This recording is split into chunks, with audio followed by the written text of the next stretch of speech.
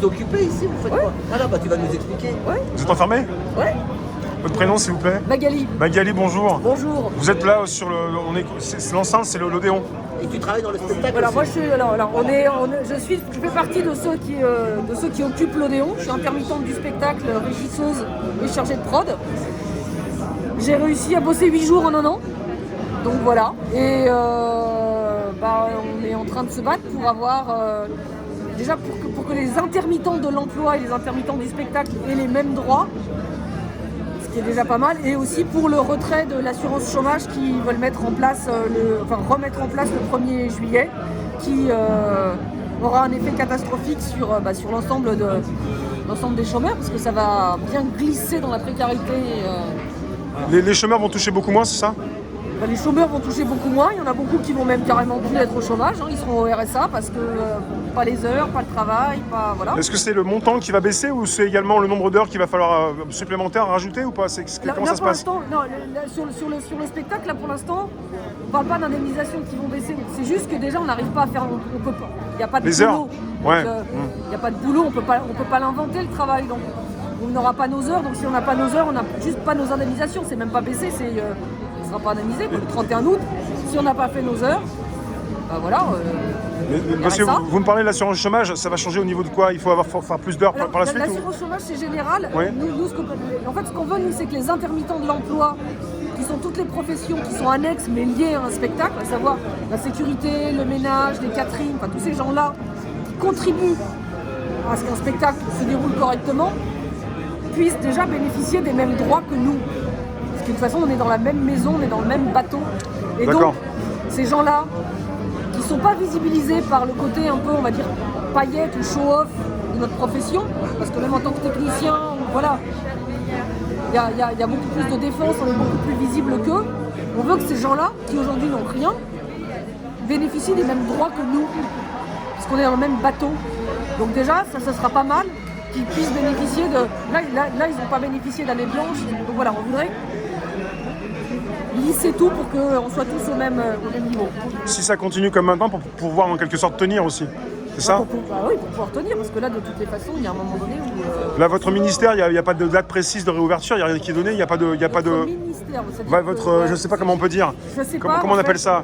Ces personnes qui vous... Le vide, le néant, rien en fait. Votre hiérarchie et toutes ces personnes qui peuvent ne vous donnent pas de date précise sur une réouverture prochaine? On n'a pas de... Non, puis on les rencontre et en fait, qu'est-ce qu'ils nous disent, c'est que dégrader que finalement l'occupation ne changera pas grand-chose.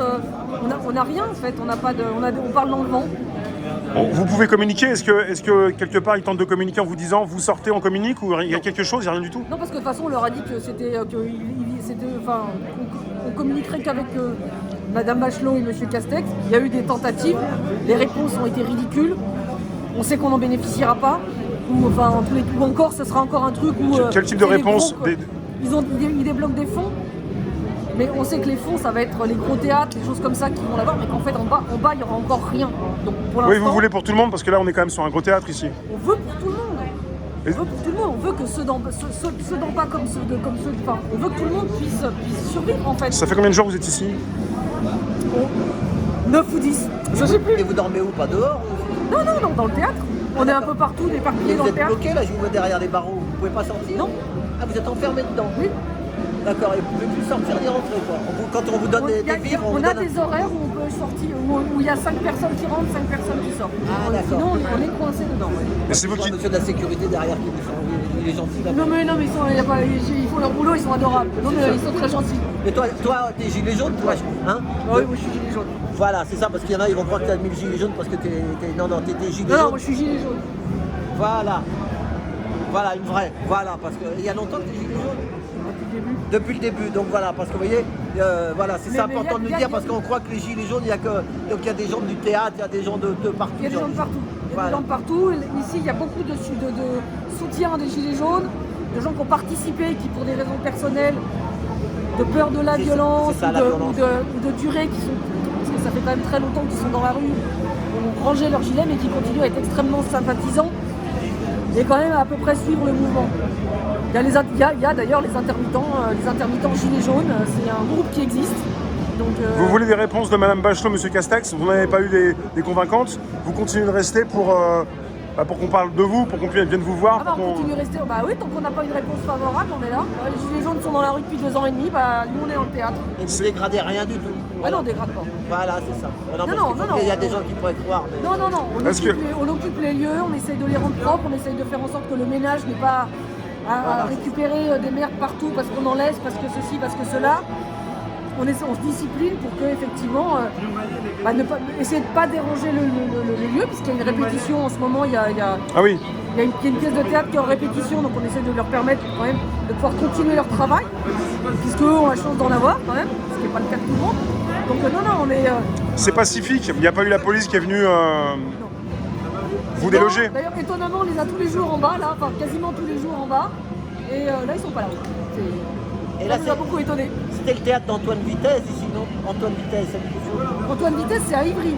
Ah oui, il n'est pas ici alors. Non, nous ici c'est le théâtre de l'Europe, il est symbolique parce qu'il a été pris d'assaut en 68, il a été pris d'assaut en 14, il a été pris d'assaut en 2016 sur la loi travail. Enfin, c'est un théâtre qui est un peu. Ouais, c'est ça, parce que chaque fois qu'il y a quelque chose dans le théâtre, c'est toujours ici que ça se passe souvent. Ici la Comédie Française. Voilà, c'est ça. Là, pour que ça se décoince, il faudrait peut-être des dates de réouverture, ça pourrait vous faire sortir, non? Même oui, pas? Enfin, c'est pas ça notre principal combat. C'est pas ça? Mais on sait que même s'il y a une réouverture, il y a eu tellement de temps d'arrêt que tout le monde ne pourra pas reprendre du boulot, refaire ses heures comme ça. Il y a de plus en plus de personnes qui tombent, quoi, qui souffrent. Oui, puis avec les conditions actuelles, on sait que tous les endroits ne pourront pas ouvrir. On sait qu'il y en a qui ont fermé définitivement parce qu'ils n'ont pas survécu. Les petits théâtres. Les petits théâtres, on sait que tout ce qui est entre guillemets l'événementiel, tout ce qui est festival, ça va mettre du temps à ce que la machine elle se remette. Donc notre priorité, c'est vraiment la réforme de la loi chômage et que les intermittents de l'emploi, les intermittents du spectacle aient les mêmes droits et une année blanche en plus. Oui, c'est pas parce que ça réouvre demain que ça va régler le problème. Non, ça va réamorcer déjà une vie culturelle, mais ça ne réglera pas le problème et on le sait. Est-ce que vous vous inquiétez aussi, parce que vous êtes du métier, mais par rapport à ce qui va se passer cet été, est-ce que beaucoup aussi s'affolent, se disent ça ne pourra pas réouvrir, il y a beaucoup d'événements, il y a beaucoup de... en province, pas qu'à Paris, mais est-ce que ça semble compliqué pour cet été pour que tout redémarre comme avant?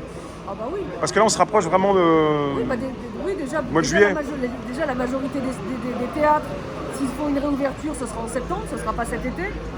Parce que je pense à tous les événements qui peuvent avoir lieu en France. Quoi. Le Hellfest est annulé, purement et simplement. Le Hellfest, le plus gros festival de métal d'Europe, est annulé.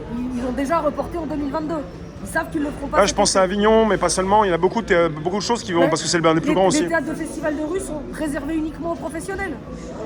Donc il y a beaucoup de choses comme... Les vieilles charrues vont s'adapter, mais toute adaptation fait que du coup moins d'entrée d'argent, on peut engager moins de monde. Si on engage moins de monde, il y a moins de gens qui travaillent. C'est ça. Sans parler de tous ceux qui ne pourront pas ouvrir et de ceux qui ont fermé. Il y a des gens aussi du cinéma. Quand on parle pas beaucoup, mais parce que le cinéma il continue un peu à tourner. Le problème du cinéma, ça va arriver après, parce que quand tous les films vont arriver, il y a un moment il va bien falloir les diffuser. Donc du coup, il va y avoir pareil un temps. Il paraît que pendant 3 ans ils vont souffrir le cinéma. J'ai vu mais tout le monde, le cinéma, il paraît qu'ils vont. Il y a des tournages qui continuent. Il y a beaucoup d'un. Oui, mais le problème des tournages qui continuent, c'est qu'ils continuent, mais il va falloir diffuser. Donc il y a un moment où il y aura trop de films par rapport aux places de diffusion. Donc même si on accélère les programmations de cinéma, de toutes les façons, ça va ralentir. Donc il y a un moment donné où par effet boule de neige, à peu près tous les secteurs vont être touchés, peut-être un peu moins la télévision, mais oui, il y a peu de secteurs épargnés. Je voulais vous poser la question, est-ce que les télés traditionnelles sont venues vous voir déjà? Les grands médias, je veux dire.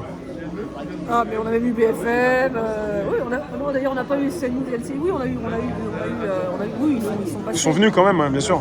Oui, bah oui, non, mais c'est un événement important ici, de toute façon.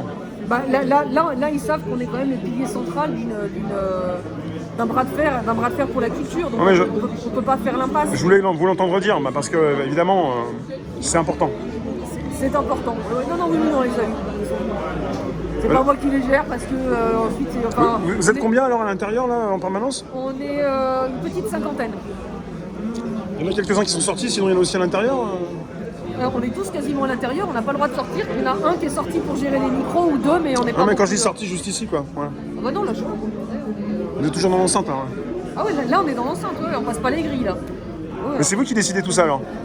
Que nous passons pas les grilles? Que vous restiez ici, vous sortiez pas. Soit on sort, et c'est fini. Si on décide qu'on arrête l'occupation, on arrête l'occupation. Ouais, il faut qu'il y ait quelqu'un à l'intérieur.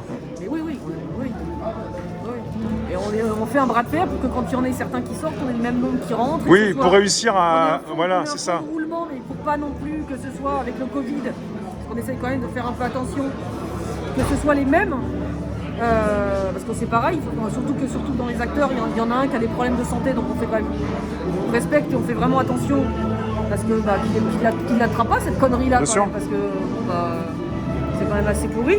Hein, tout n'est pas. Ah, donc voilà, donc oui, mais on essaye d'être une cinquantaine dedans.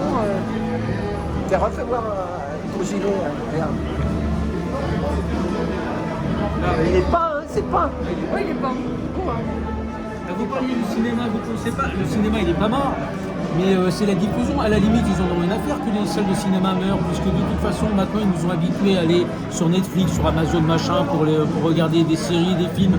L'industrie du cinéma va pas mourir, et je pense même, moi perso, que ça les arrange bien, que tout le monde s'abonne sur les plateformes. Ils vont gagner plus d'argent. Imaginez des milliards d'individus dans le monde qui sont devant leur télé, devant leur écran, même Mais c'est les films individuellement. américains aussi. Individuellement, vous pouvez maintenant regarder sur des grands écrans avec des projecteurs, des films et tout.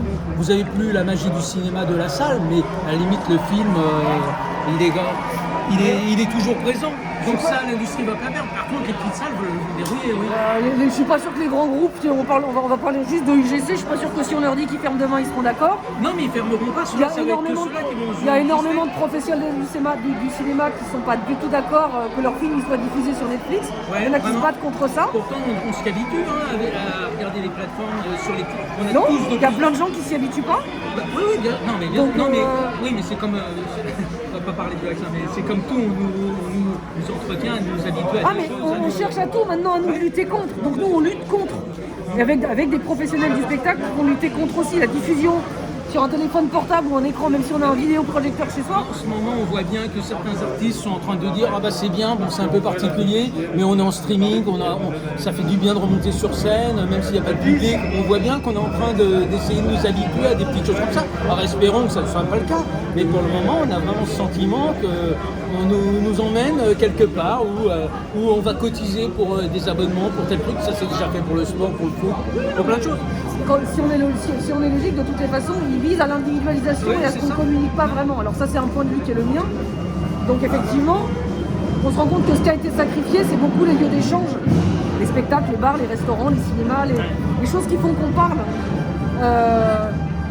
Maintenant, oui, mais c'est comme tout. Enfin voilà, les Gilets jaunes sont dans la rue depuis 2 ans et demi parce qu'on essaye de se battre pour continuer à avoir un vivre ensemble, un vivre dignement, une solidarité. Donc finalement, on n'est qu'en résonance avec des revendications. En fait, c'est juste arrêtez quoi. On a eu des conquis. Le chômage, on l'a conquis. La sécurité sociale, on l'a conquis. Il y a énormément de choses qui ont été conquises, mais par des luttes qui ont été dures. Quoi. Et ce qu'on demande juste, c'est de ne pas les perdre. Et donc du coup, aujourd'hui, finalement, on se retrouve dans un bras de fer pour continuer à avoir cette chance d'avoir effectivement la France, c'est le pays du cinéma. Scorsese Kubrick disent que Paris est la capitale du cinéma. On prend un programme, on va aller voir un film finlandais, il y en aura un. Dans une petite salle, dans une grande salle. Je pense qu'on est le pays où il y a le plus de films au monde diffusés différents, de pays différents. On ne veut pas le perdre. Cette spécificité-là culturelle, on ne veut pas la perdre. Donc effectivement, est-ce qu'on y arrivera? C'est comme tout, hein. J'ai pris conscience de ça, c'est que j'ai jamais regardé autant sur mon ordinateur, Netflix et compagnie, alors qu'avant ça m'était. Je regardais jamais une série, je connaissais aucune série, hein. Et là je me suis aperçu que le premier confinement, mais il lave le cerveau, il lave le cerveau des jeunes. Est-ce qu'on va pas il lave le cerveau. se retrouver à nous emmener sur cette table et du moment qu'on paye des abonnements, je sais pas combien, je ne me rends pas compte combien rapporte l'industrie du cinéma dans les entrées payantes, mais est-ce que ça rapporte pas plus de mettre tout le monde avec des abonnements justement chez soi devant son ordi, c'est tout. Comme ça, ils veulent plus qu'on sorte dehors. Ils veulent plus qu'on sorte dehors à 18h, tout est fermé. Donc ils sont dans un sens, ils sont contents. Non, mais on est dans un truc qui n'est pas facile maintenant sur ces plateformes-là, qu'on les aime ou qu'on les aime pas. Il y a des programmes à nous de choisir. Mais en plus, les programmes. Il y a des choses intéressantes. Oui, bien sûr. Est-ce que c'est plus rentable ou moins rentable? Je sais pas. Honnêtement, je sais pas du tout. Mais moi, je sais qu'aller au cinéma énormément. J'étais 85 fois par semaine. bah, j'ai quasi pas regardé de film en fait. Parce que Netflix, moi j'y arrive pas. Bah oui, c'est ça. Si vous avez cette culture d'aller en salle, moi perso, je vais rarement en salle. Et c'est vrai que quelqu'un comme moi, finalement, n'est pas gêné de moi, regarder je préfère devant le un cinéma. écran. Bah oui, mais ça dépend des personnes. Et heureusement qu'il y a plein de gens qui vont au cinéma. Mais moi, personnellement, j'aime pas spécialement Encore putain, il y en a partout des gilets jaunes. Bah oui. On est là. On est là. Un autre journaliste. Et bah là, c'est pareil. Ils ont, tu m'as dit, Rémi, 7 Césars pour. Redis le. Dieu les cons. Adieu les cons. Mais ça, c'était hier. Ouais, ils ont donné les Césars hier. Oui. Bah oui, Et il y a comment, c'est qui l'acteur là Dupontel. Dupontel, et il a gagné 7 Césars. Mais il n'était pas là dans la salle. Voilà, donc espérons que tout ça n'est pas mort. Parce que, Je vous remercie, hein, c'est vraiment bien sympa de savoir un peu ce que vous faites et de. Il n'y a pas de quoi, on est là pour informer qu'un maximum le sache. Et Parce que c'est toujours historique. Hein. Et puis ce qui est important, c'est qu'on dit que les gilets jaunes, c'est des poivrons, des machins. Et ben vous voyez, il y a des gens du théâtre, il y a des gens de partout. Des taxis, des machins, des ingénieurs, il y a de tout. C'est pas que des poivrons, faut arrêter de dire ça. Parce que c'est ce qu'ils nous ont fait passer pour les gilets jaunes, quand c'était des poivrons avec la bière. Non, mais comme chez les gilets jaunes, il n'y a que des islamo-gauchistes ici. Hein. Oui, ça paraît, ouais. Mais ça plombe un peu, ça vous plombe un peu Ouais, tout non, ça. mais- Hein. En ce moment, islamo-gauchiste, ça énerve. Non, mais on a un gouvernement quoi alors?